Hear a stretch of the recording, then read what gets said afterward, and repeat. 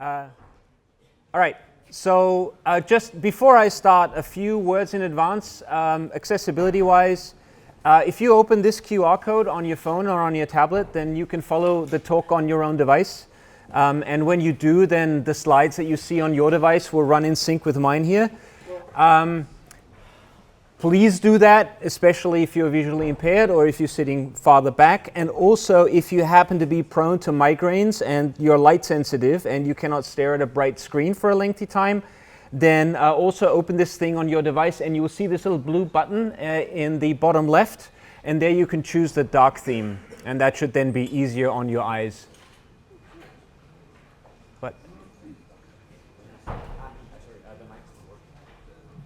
The mic is working. I'm probably not close. Testing, testing. 1, 2, 3. Better? Okay, cool. So again, if you open this on your device, your slides will run in sync with mine.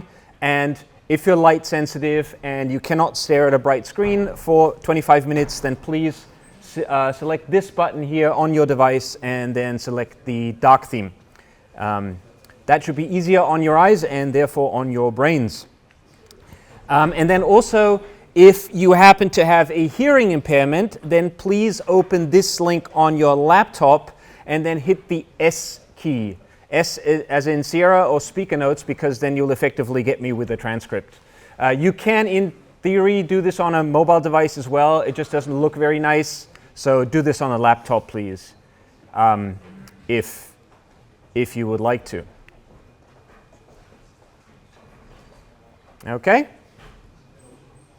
Does anyone still need the QR code? That one?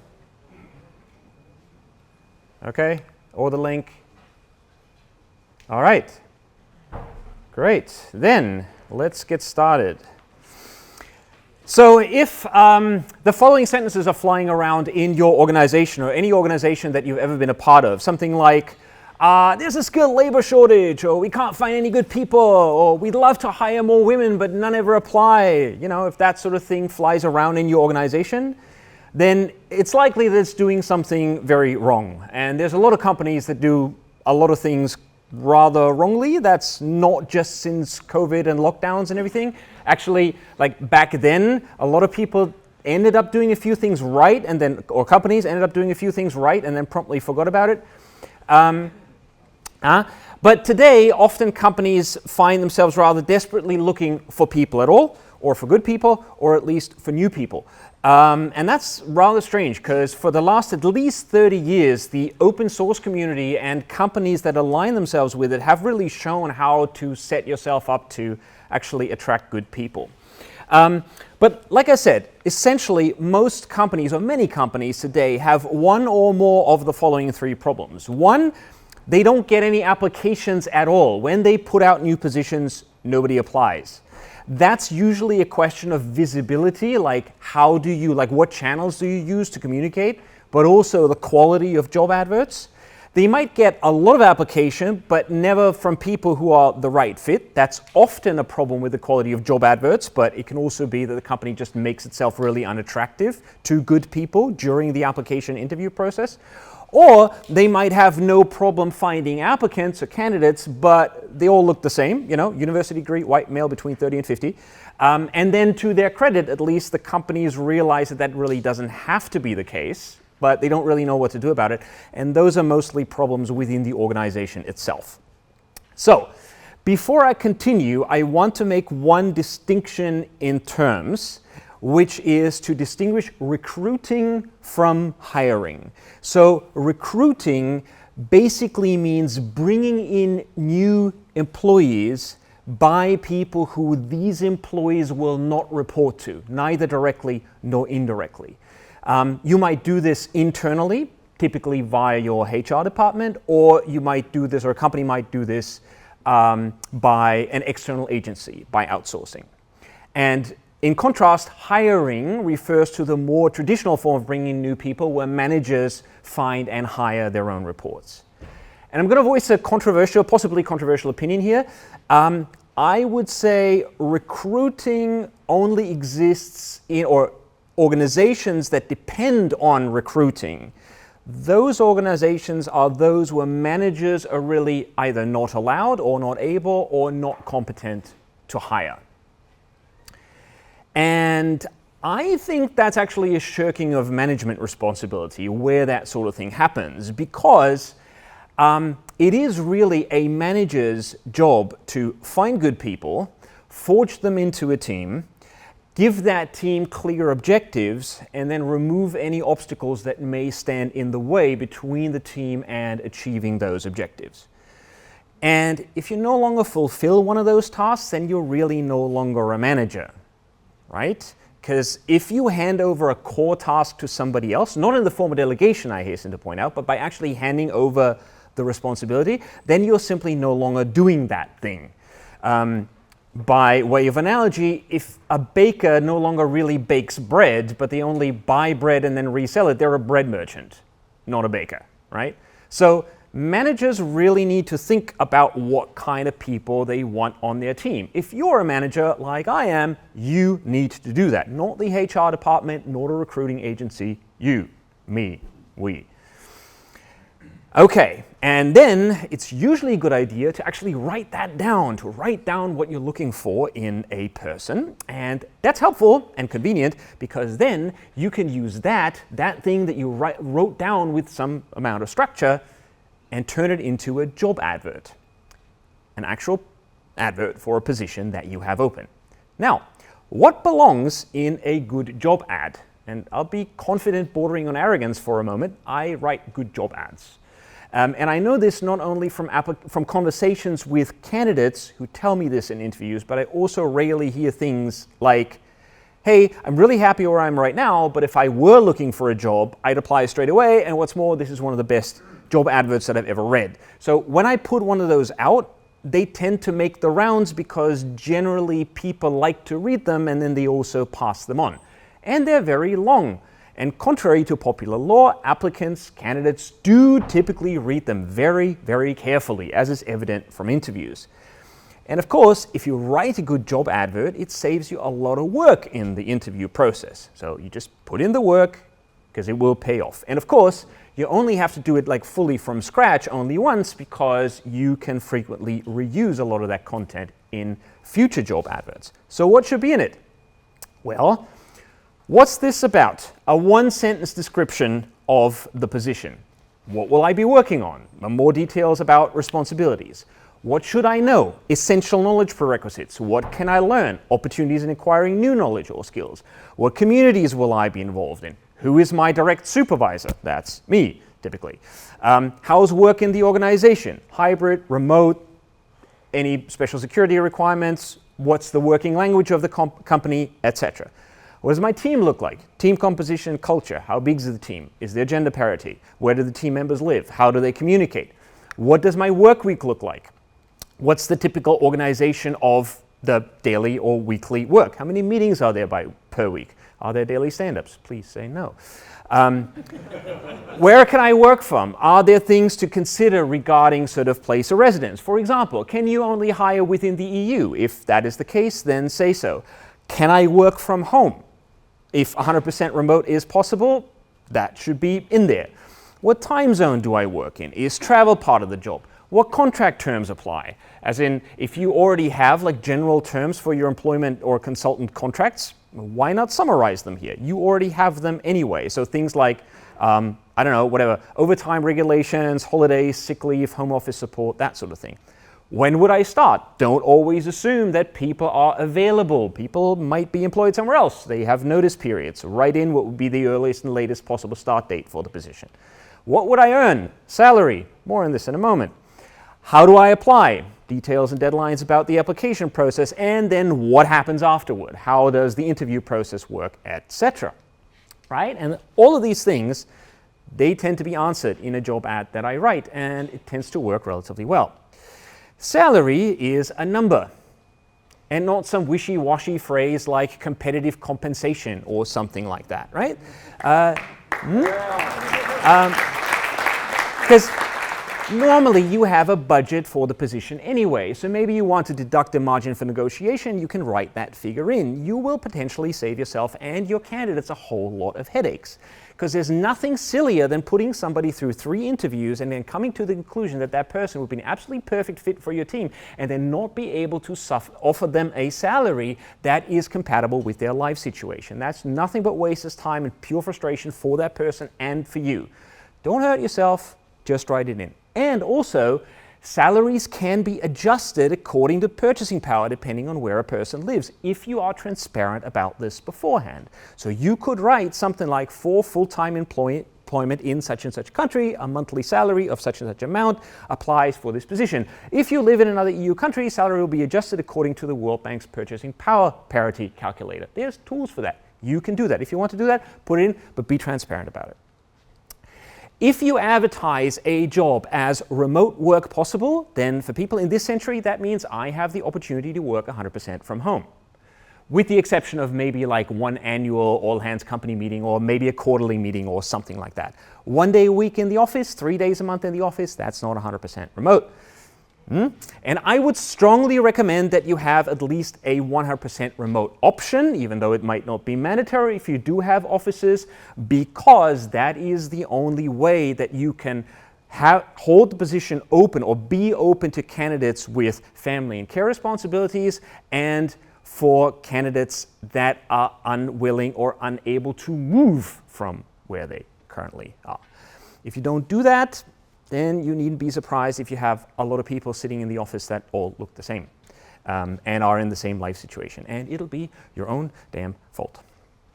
Okay, deadlines, also important. I put in something like, we will accept applications for this position from such and such date until such and such date. Within this period, the order in which applications are received is irrelevant, because that enables people to put their best foot forward so they don't get the idea that this is a first come, first serve kind of competition. And then you outline the next steps. So what happens after the application deadline? You will be inviting people for interviews, presumably. They're going to take a certain amount of time. They're going to span a certain time frame, whatever. What does that do? You clearly define expectations. Everybody knows exactly when the application must be received. Also, that no further feedback apart from an auto-reply will be received before the deadline. That's also nice. You can also filter out or down prioritize those who send the application before the application period starts, because they're apparently incapable of reading, right? That might also be helpful. Okay, now you found some applicants that you want to get to know better. Congratulations. Now it's usually time for interviews. And at this point, I think it's very important to make it clear right from the start what the scope and the content of the interview will be. Now, this is a format that has served me well in the past. First step is a conversation with me, in which I take very, very detailed notes in our case, it's a wiki, but it could be any kind of shared document management system. If I'm reasonably convinced that that person would be a good fit, there'll be another interview within a few days, during which 1 or 2 prospective team members will talk to the applicant. And they also take very detailed notes again. And if we jointly come to the conclusion that we would like to have that person on our team, then there's another interview with someone from HR, but normally that then only deals with sort of formal criteria that might still be deal breakers for employing or hiring that person. And then we put out an offer. That is a written draft contract.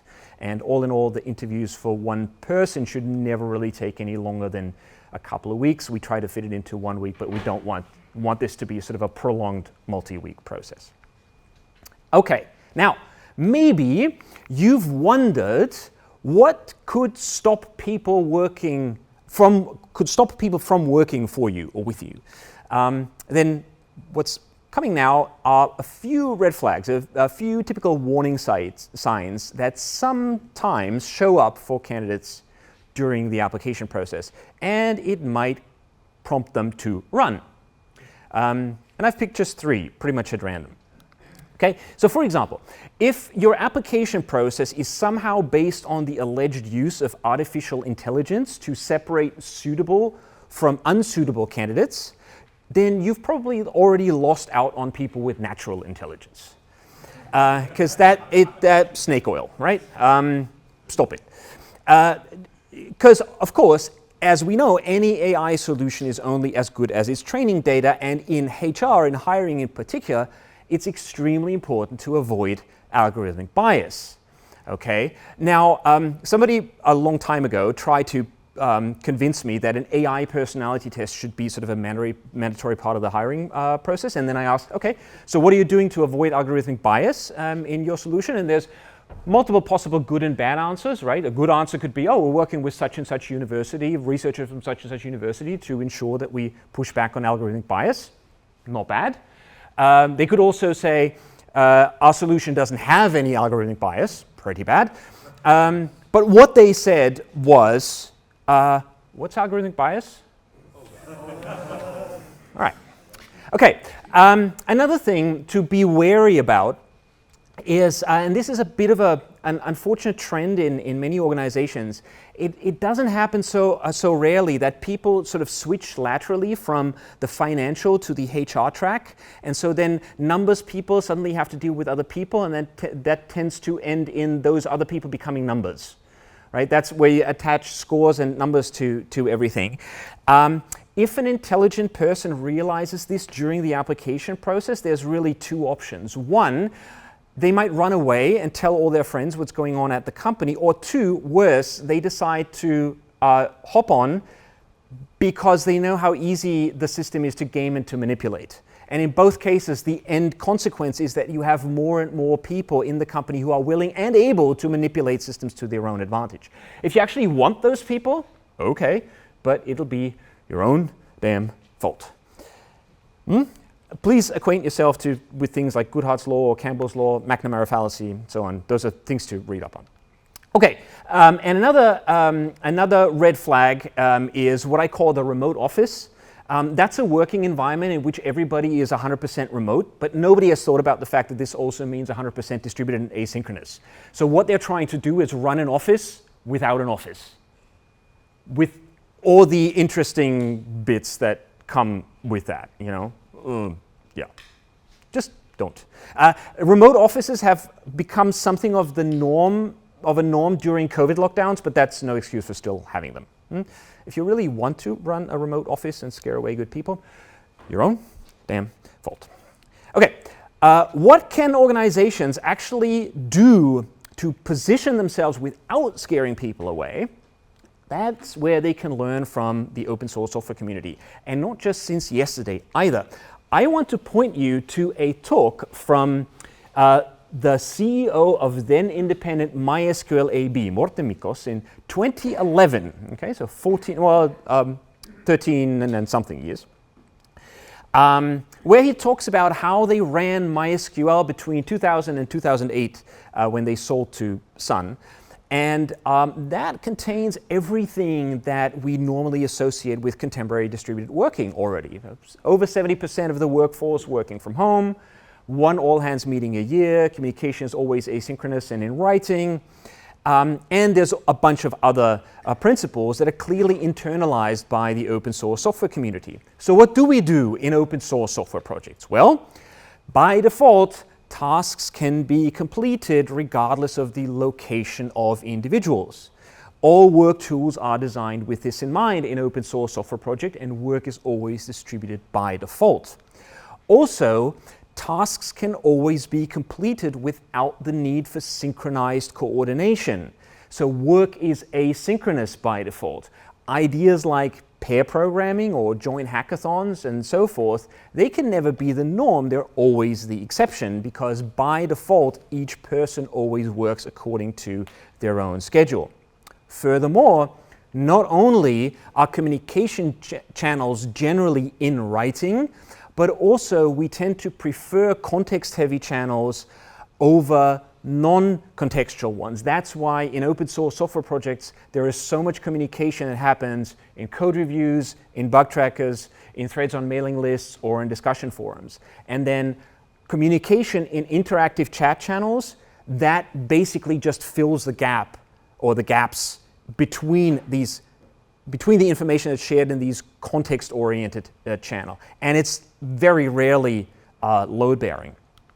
And then there may be mandatory synchronization points or semi-mandatory synchronization points in open source software projects. Like, for example, there might be weekly meetings in a chat channel, or there might be quarterly sprint meetings or annual developer conferences. However, these synchronization points, they're always planned in advance, they're always time limited, they're always documented for posterity, and they always have predefined preparation and follow-up. And so ad hoc synchronization points along the lines of everyone just come into my office now, that doesn't exist or cannot exist in open source software projects. I'm not talking about sort of the emergency situation. I'm talking about everybody get in here. You can't do that in an open source software project. And so that's why we don't do it. And yes, you can absolutely do the same thing in a company. And like I said, you could do it, well, 25 years ago, if you take the example of MySQL AB. We can certainly do it now. If you do that, you do get really good people. If you choose not to, well, that's your own damn fault. Okay, and now I want to make two final points, which I think is pretty important. So when looking for new people, hiring employees, a lot of companies make what I think is a fundamental mistake, which is they try, sometimes they actually do, sometimes they just pretend to fill a position with the best possible person that could reasonably be available. So in other words, they see filling a vacancy as an optimization task. Sometimes that's actually necessary. So for example, in Germany, in the public sector, you're actually required by law to do that. But in the vast majority of other cases, filling a vacancy is much closer to a satisficing task. So if you're not familiar with satisficing is a decision method where you take the first option that fulfills the predefined decision criteria. So in extremis, in hiring, that would be you hire the first person who fulfills the defined requirements. Of course, that assumes that the requirements are precisely defined, right? So if you don't do that, and you can't treat it as satisficing, but we basically define that as an opening condition. And not only does this shorten the process immensely, it also doesn't unnecessarily turn it into science. And so therefore hiring is and remains a craft that one can and must learn as a manager. And then finally, if you only ever look for senior people, well, don't be surprised that one, they're going to be hard to find, and two, please don't be surprised by their salary expectations. In contrast, I think that as managers, we do have a responsibility, and in my opinion, even an obligation to accompany people from one level of experience and then one level of seniority as a consequence to the next, and then the next after that. And with that, I believe you will achieve much better performance, much better team quality than with a headhunting strategy. And so, for example, like this is what I do in my day job. So my team and I, we run Clearer Cloud Academy, which is, so Clearer is the company I work for, which is our platform for training our own employees on technologies that we ourselves use, both in production and in evaluation. Here's an example course here. And small plug here, that's not just for us either.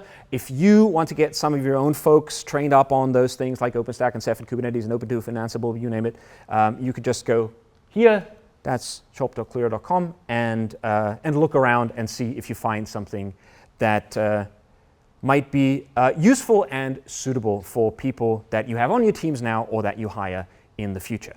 And with that, thank you very much. And I think we have about 3 minutes left for questions.